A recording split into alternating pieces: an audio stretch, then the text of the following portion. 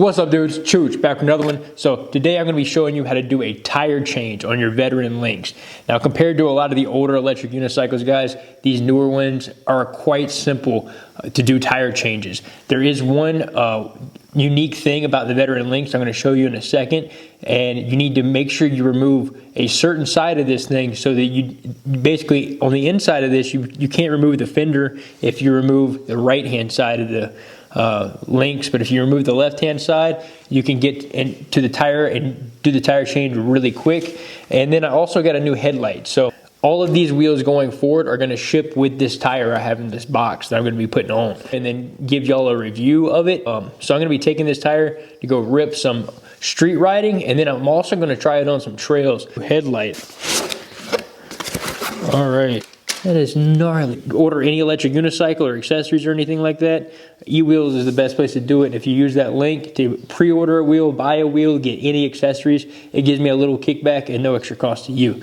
So definitely use that link. eWheels hooks it up. Wow, this is wild. So look at that. This is going to be interesting to ride on the road.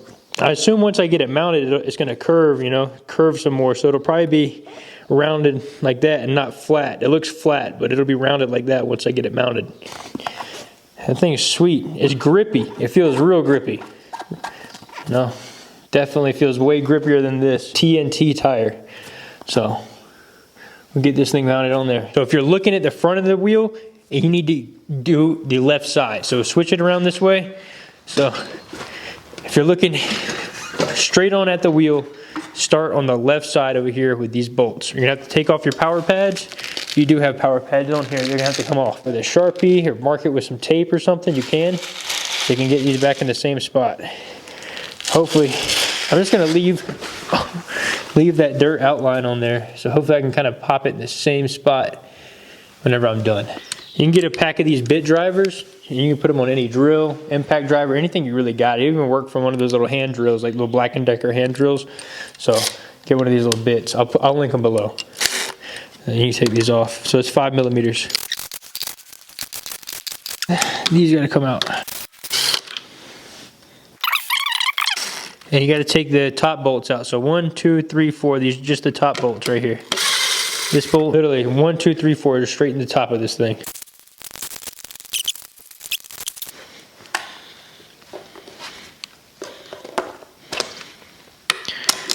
And then right here, take this bolt out and this bolt right next to this. You're just basically taking off this top part right here. This part right here, once you get all these bolts, you got 1, 2, 3, 4, 5, 6, 7, 8.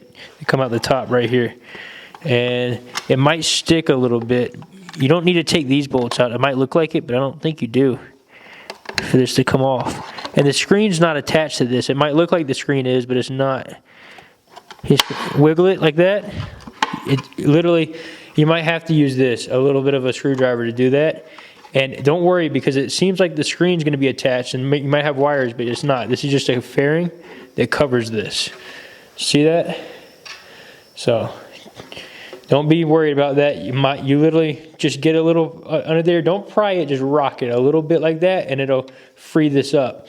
That just shows how well these things are made and how well that's seated on there. That's literally almost a water fit tighting.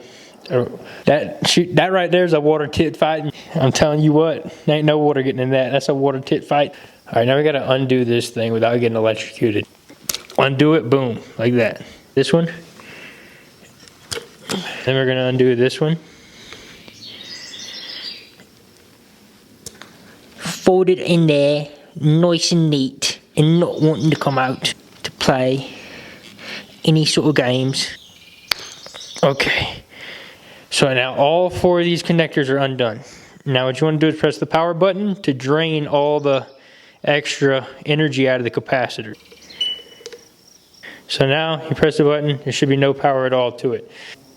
Yep, 4 millimeter.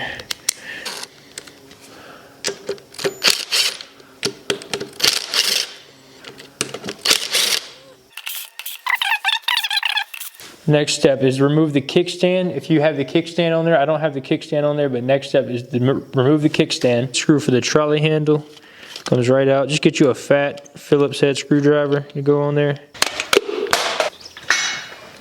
Like that.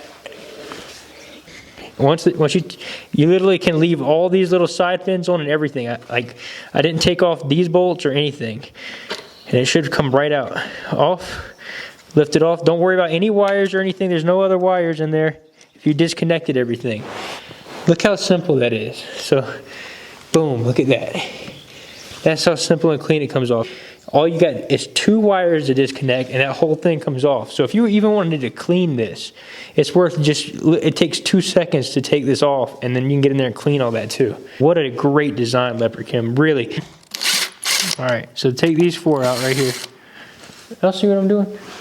Just these 4 right here that hold the bottom of this shock on. That comes out just like that. Keep that all together, just set it to the side. Now this comes out. This whole suspension should easily come out. Look at this, guys. Look at this great design. Look at how this thing is built so well, man. Like, that's incredible. The unicycle. If you're looking down at it, the headlight's facing forward. This is the left side. The reason is because, look, I'm going to save y'all. This tutorial, if you watch my tutorial, this saves you a lot of time. You can't access these bolts right here from the other side. These bolts only go in one way. So if you take off the other side, you notice, oh shit, I can't get this part off. So you got to take off the whole other side as well. So this saves you from having to ever take off the right-hand side. Remember, headlights right here. So this is the left side. Take off these 2 bolts, then take off these 4 right here, and then this pops right off, and then we can get straight to the tire. Right here, take off these 4. Now these are 5mm bolts right here. 5mm bolts. Loosen them up. Now these are also 5mm.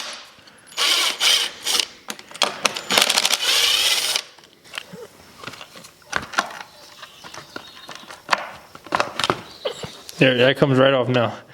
Now we can do a tire change right here without having to take off the whole other side. Save the old caps of your slime bottles so you can remove the valve stem caps.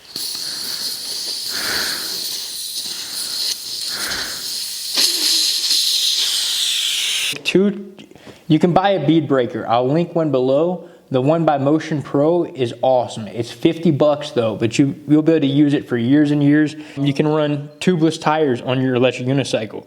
And this is a benefit, guys, because if you're out riding, you can just carry a plug kit.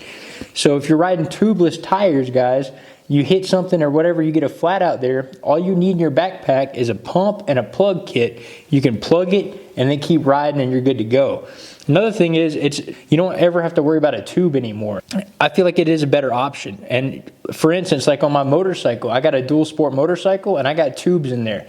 The other day I ran over an Allen key while I was out riding, an Allen wrench. I literally ran it over and it blew my tire out.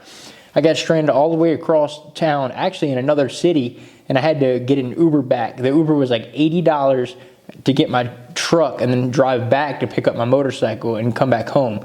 And if I would have had tubeless tires on my motorcycle, for example, I could have had a small little air pump and then just plugs, and I could have plugged it and then rode back home. But with tubes, you got to do the whole process. You got to take everything out. You got to get to the tube to be able to patch it, etc. So there is benefits to tubeless tires, and that's one of them right there. To break the bead, though, all you got to do, guys, is take 2 tire spoons, stick them under here like this, and then take the other tire spoon like this, and then this one's facing down. So the other 2 tire spoons facing up like this one facing down like this, and then pry upwards, and then put this one in, and then pry downwards. So literally, and that's exactly what the Motion Pro tool does. It just does it a little bit better. The Motion Pro tool does. And then you just pry upwards and pry down like that, and it should pop it loose. And you see right here, the bead is broken all the way around this thing now, and it comes right off of there. So now we just need to flip it over and then break the bead on the other side. Here's it won't be on yours, guys. A special early Lynx that had the tubeless tire. They experimented with this one. They put adhesive on the bead. That's why the bead's so hard to get undone. There you go. So I'm gonna let that sit. I'll be back in a second. This was one of the hardest beads to break loose because there's adhesive on it. but yours should be way easier than that. And then once you get it lifted up a little bit like that, take it and kind of use your elbow as a lever, put it down, and just kind of run it right under that lip. You'll see it raise up.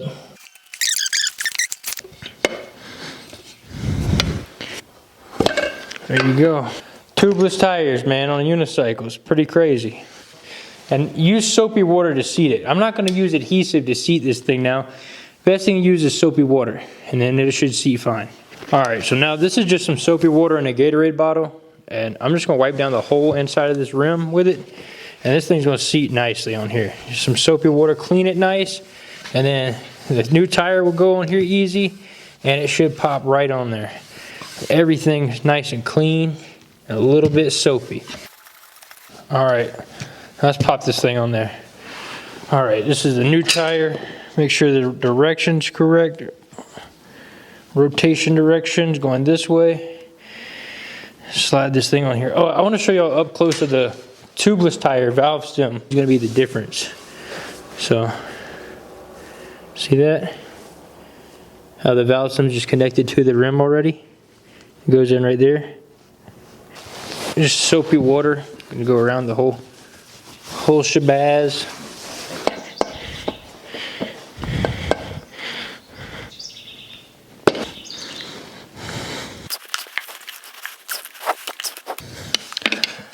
Alright, so the last little stage like this is the hardest part to get on there.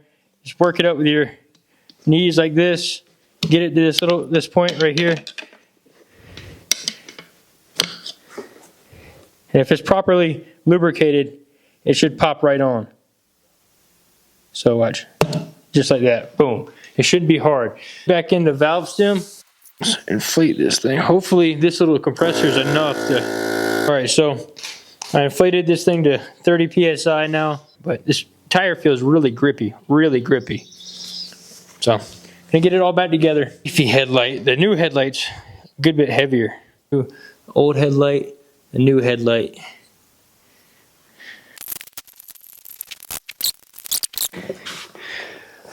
All right, so we can see that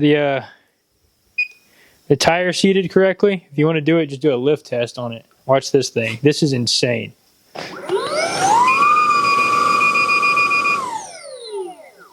$85 miles per hour lift speed.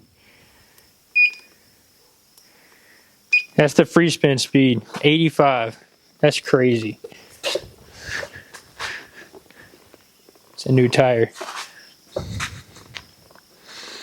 All right, so this is an up close view of that new tire. If you look at that tread pattern, this thing feels really, really grippy. It's got that tread pattern that looks like it's going to really propel the water away from it.